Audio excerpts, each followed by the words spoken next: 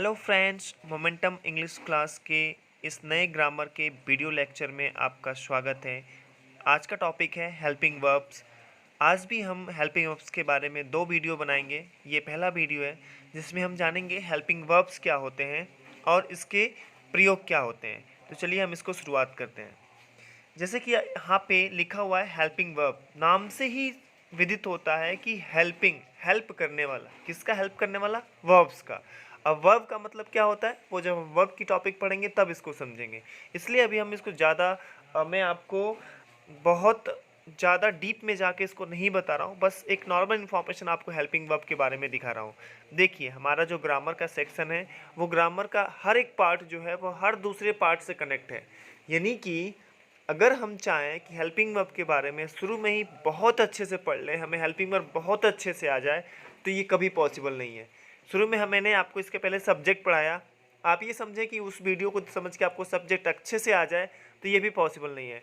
Possible ये है कि जो चीज़ें जब तक हम हर चीज़ क्लियर नहीं करेंगे तब तक एक दूसरे को हम अच्छे से समझ नहीं पाएंगे, क्योंकि हर एक पार्ट दूसरे पार्ट से यहाँ पे कनेक्टेड है। ओके, तो सबसे पहले हम हेल्पिंग वर्ब्स को समझते हैं। हेल्पिंग वर्ब मीन्स जो वर्ब की मदद करती है। इसके बिना हम ना तो अपनी बात को बोल सकते हैं, ना ही समझा सकते हैं, और ना ही कोई सामने वाला इस चीज़ को समझ सकता है हेल्पिंग वर्ब के बिना। क्योंकि हेल्पिंग वर्ब ही हमें ये बताता है कि हम बात किस समय की कर रहे हैं, प्रेजेंट की कर रहे हैं, पास्ट की कर रहे हैं, या कुछ किस वे में कर रहे हैं, वो हेल्पिंग वर्ब पे ही डिफाइन करता है। अब आप ये सोच रहे होंगे कि ये नया टॉपिक क्या आ गया, ये थोड़ा सा टॉपिक मुश्किल होने वाला है। तो आप बिल्कुल चिंता ना करें, बस आप इस वीडियो के अंत तक बने रहें और आप इस हेल्पिंग वर्ब के बारे में बहुत अच्छे और ईजिली रूप पे समझ पाएंगे। और अगर आपको वीडियो पसंद आया तो इसको लाइक करें ताकि मुझे अच्छा लगे, और शेयर करें ताकि दूसरों को भी इसके बारे में जानकारी मिल सके। अब आप इस वर्ड को देखिए, पहले वर्ड में लिखा हुआ है कि Martha is studying in her room और grandfather was praying in his room. इन दोनों सेंटेंस को देखने के बाद आपको क्या समझ में आ रहा है कि काम क्या हो रहा है इसमें? पढ़ना। अब इसमें सब्जेक्ट कैसे पता करेंगे कि इस सेंटेंस से पूछेंगे हु, कौन पढ़ रहा है? मार्था पढ़ रही है। तो जो मेन वर्ब है उस मेन वर्ब के पहले इज लगा है। इज ही हमें बता रहा है कि ये बात जो हो रही है वो प्रेजेंट टेंस की हो रही है, मीन्स प्रेजेंट की बात कर रहे हैं हम। इज से पता चला कि हाँ, बात जो हो रही है वो प्रेजेंट की बात हो रही है। दूसरे वाले सेंटेंस में क्या लिखा है? Grandfather was praying in his room. Praying main काम हो रहा है, मेन वर्ब है। ग्रैंडफादर यहाँ पे सब्जेक्ट है, क्योंकि कौन कर रहा है प्रे में, रूम में प्रे? ग्रैंडफादर। अब देखिए, वॉज यहाँ पे इसलिए लगा हुआ है क्योंकि वॉज से ही पता चल रहा है कि ग्रैंडफादर जो है वो प्रेइंग कर रहे थे, कर रहे नहीं है, प्रेइंग कर रहे थे। ऊपर वाले सेंटेंस में है और नीचे वाले में थे, तो वो हेल्पिंग वर्ब से ही हमें टेंस के बारे में पता चलता है कि बात हम किस समय की कर रहे हैं। इस समय की कर रहे हैं कि जो बात बीत गई है उसके बारे में कर रहे हैं, या जो बात फ्यूचर में आने वाली है इसके बारे में कर रहे हैं। इसकी भी अच्छे से मैं आपको इज, एम, आर, वॉज, वर कहाँ कहाँ यूज़ होता है उसकी भी मैं सेपरेट वीडियो में आपको बना के अपलोड कर दूंगा। मैं आपको एक ट्रिक बताना चाहूँगा यहाँ पे कि हेल्पिंग वर्ब को आप इजीली कैसे पहचान सकते हैं, क्योंकि ये ट्रिक बहुत छोटे बच्चों के लिए है और ये सब पे अप्लाई नहीं होता है, लेकिन मैक्सिमम केस में आप पहचान जाएंगे। इसके अलावा कुछ वर्ड्स मैं आपको दे दूंगा जो आप रट लीजिएगा तो वो पहचान लेंगे आप। देखिए, कोई भी सेंटेंस का जो वर्ब होगा, जब मैं वर्ब पढ़ाऊंगा उस समय के लिए इसको पार्क रखिएगा, इसको ध्यान रखिएगा। किसी भी सेंटेंस के वर्ब के लास्ट में आईएनजी लगा हो या ईडी लगा हो तो उससे पहले जो भी आएगा वो हेल्पिंग वर्ब होगा। मैं ये 100% फिक्स नहीं कह रहा हूँ, जस्ट एक ट्रिक बता रहा हूँ जो 90% केस में आपको इसमें हेल्प करेगी। 10% के लिए जब आप ग्रामर के रूल्स जानेंगे तब वो आपको हेल्प करेगा। ओके, अब हम इस सेंटेंस को अगर देखें, I am enjoying a beautiful scene at the sea shore. मैं इस समय ब्यूटीफुल सीन के मज़े ले रहा हूँ, यहाँ पे लड़की है तो ले रही हूँ, शी शोर पे। ओके, तो यहाँ पे हमें कैसे पता चला कि ये प्रेजेंट की बात हो रही है? क्योंकि यहाँ पे एम लगा हुआ है। ओम एम जो होता है वो प्रेजेंट हेल्पिंग वर्ब होता है, हमेशा आई के साथ आता है। उसी तरह इस दूसरे सेंटेंस में भी देखते हैं, many seagulls are flying over the sea. अब आर यहाँ पे लगा हुआ है, आर भी प्रेजेंट का है लेकिन ये प्लूरल है।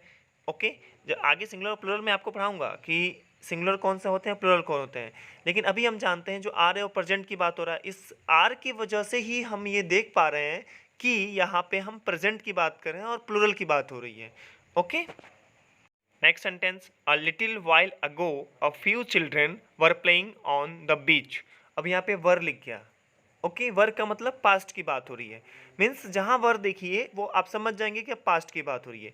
क्या कह रहा है कि कुछ समय पहले यहाँ पे कुछ बच्चे जो है वो इस बीच पे खेल रहे थे से हमें पता चला पास्ट की बात हो रही है। इसी तरह इंग्लिश में भी जब वर लगेगा तो पास्ट की बात नहीं, कि यहाँ पे भी हमें यही डिसाइड हो रहा है कि हेल्पिंग वर्ब ने ही हमें बताया कि हम बात किस वे में कर रहे हैं और किस समय की कर रहे हैं।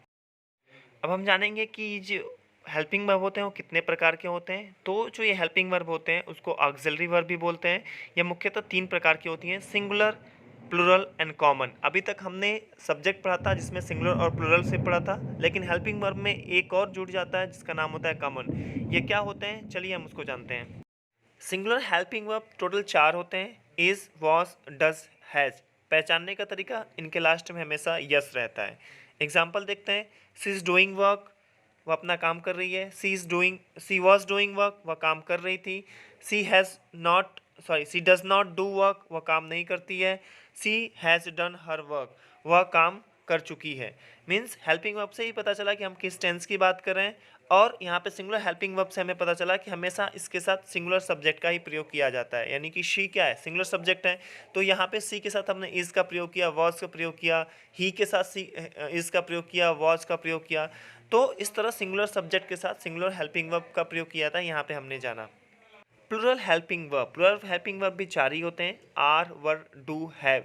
ये क्यों बताया जा रहा है, क्योंकि प्लूरल हेल्पिंग वर्ब अगर है तो उसका जो सब्जेक्ट होगा वो भी प्लूरल ही होगा। यानी कि अभी तक हमने जाना कि सिंगुलर हेल्पिंग वर्ब जो कि थे ही, शी, इट, एनी नेम, उसके साथ हम सिंगुलर हेल्पिंग वर्ब का ही प्रयोग करेंगे। ठीक है, जिसमें था इज, वॉज, डज और हैज़। और अब आप समझेंगे कि प्लूरल हेल्पिंग वर्ब जो कि आई, यू, वी, दे था, उसके साथ हम प्लूरल हेल्पिंग वर्ब का ही प्रयोग करेंगे। आई के साथ तो हमेशा एम का प्रयोग होता है। ओके, आर, वर, डू और हैव का। जैसे you are going to home, they were going to home, you do not go to home, you have gone to home.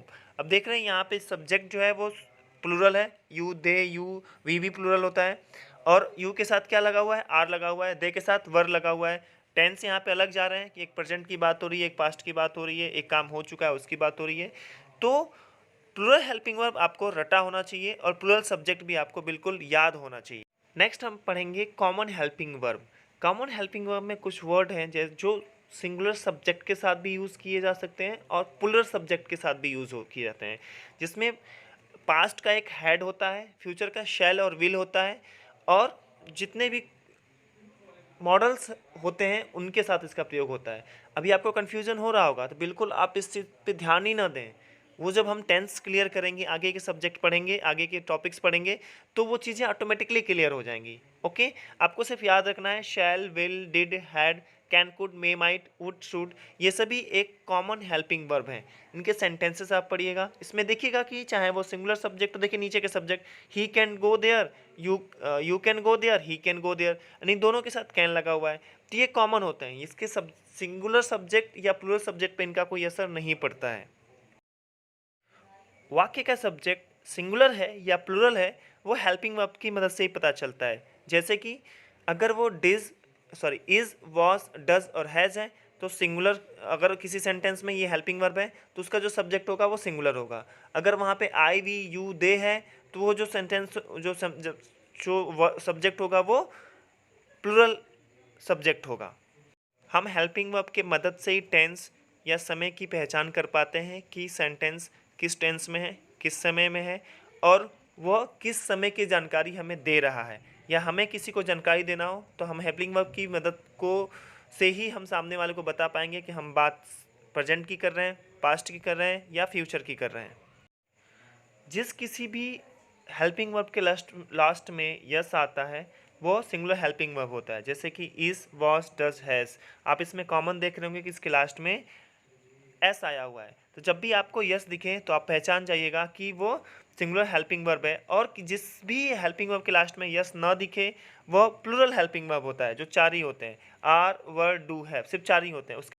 यहाँ पे लास्ट में मैं आपको कुछ याद करने वाले हेल्पिंग वर्ब एक पास मैंने लिख दिए हैं जिसमें सिंगुलर, प्लूरल और कॉमन एक साथ हैं। तो कृपया इसे आप अपनी कॉपी में नोट डाउन कर लीजिएगा और अपने दिमाग में इसको फीड कर लीजिएगा। ये जहाँ भी दिखेंगे वो हेल्पिंग वर्ब के रूप में होंगे। अभी मैं कह रहा हूँ ना, फिर से कह रहा हूँ कि ये अभी सिर्फ बेसिक इन्फॉर्मेशन के अबाउट में बता रहा हूँ। ये भी मेन वर्ब का काम करते हैं कभी कभी, लेकिन जो कब करते हैं वो आगे की क्लास में हम जानेंगे। लेकिन अभी सिर्फ हम बेसिक के बारे में पढ़ रहे हैं, तो अभी आप सिर्फ जितना मैं बता रहा हूँ आप सिर्फ उतना ही ध्यान रखिएगा। अभी सिर्फ इसको आप सिर्फ और सिर्फ हेल्पिंग वर्ब ही समझिए। अगर कहीं आपने पढ़ा हो या सुना हो कि ये मेन वर्ब का काम करते हैं, तो अभी आप उसको दिमाग से निकाल दीजिए। ओके, क्योंकि अगर वो चीज़ें भी दिमाग में रहेंगी तो कन्फ्यूज़न क्रिएट करेंगी। आप सिर्फ अभी इतना समझिए कि ये हेल्पिंग वर्ब हैं। और अगर कोई इशू आता है समझने में, तो आप मुझे कॉल, मैसेज या व्हाट्सएप या फेसबुक के थ्रू आप हमें कांटेक्ट कर सकते हैं। ओके, आज की वीडियो में बस इतना ही। मिलते हैं आज के अगले वीडियो में, जो कि कुछ देर में ही अपलोड कर दी जाएगी। तब तक के लिए जय हिंद।